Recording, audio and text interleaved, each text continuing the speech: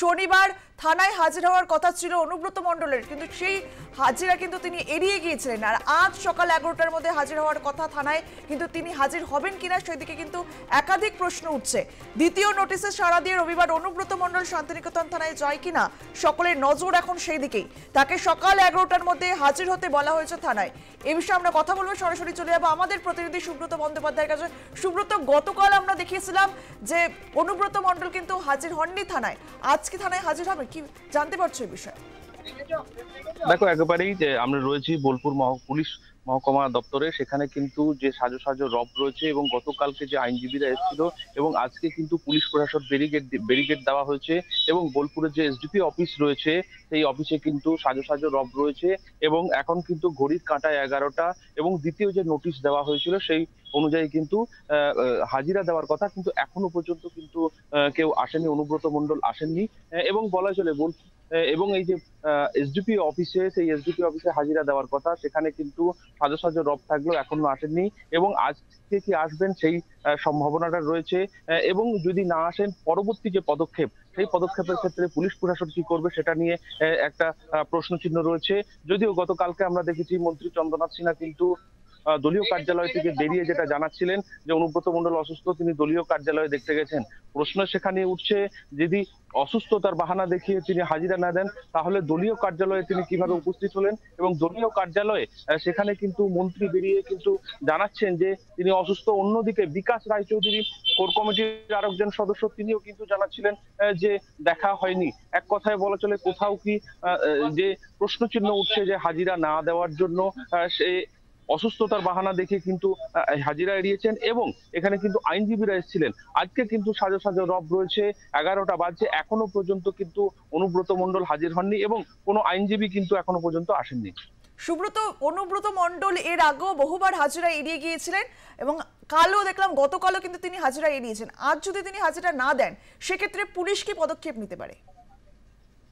দেখো, একবারে পুলিশের যে পদক্ষেপ সেটা হচ্ছে, প্রথম নোটিশ দেওয়া হয়েছিল সেখানে তিনি হাজির হননি এবং যে নিয়ম রয়েছে দ্বিতীয় নোটিশেও কিন্তু হাজির হননি। সেক্ষেত্রে কি 3 নম্বর নোটিশের দিকে যাবে পুলিশ প্রশাসন? এবং বোলপুর মহকুমা পুলিশ আধিকারিক যেখানে হাজিরা হওয়ার কথা সেখানে কিন্তু এখনো হাজির দেননি অনুব্রত মণ্ডল এবং কিন্তু যে সম্ভাবনা দেখা যাচ্ছে যে বোলপুর মহকুমা পুলিশ আধিকারিকের দপ্তরে 1 কিলোমিটার আগে থেকে ব্যারিকেড দেওয়া হয়েছে, পুলিশের তৎপরতা বেড়েছে, যে গেট রয়েছে সেটা বন্ধ করে দেওয়া হয়েছে।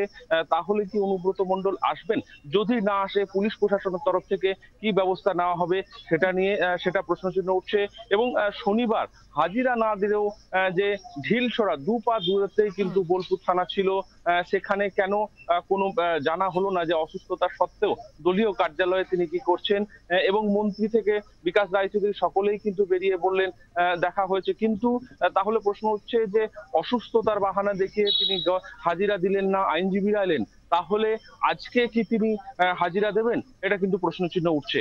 একদমই তাই সুব্রত, আরেকটি প্রশ্ন উঠছে, হাজিরা এড়িয়ে সোমবার কোর্ট খুললে আগাম জামিনের জন্য আবেদন জানাতে চলেছেন কি অনুব্রত মণ্ডল?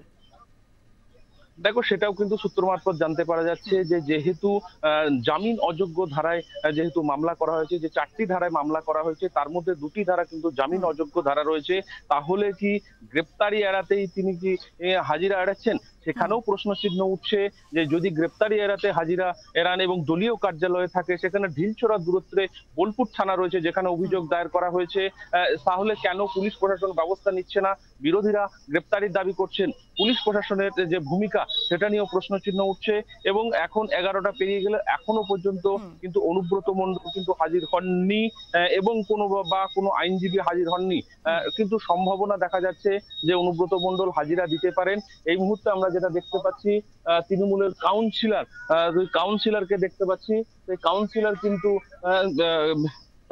কিন্তু গেলেন।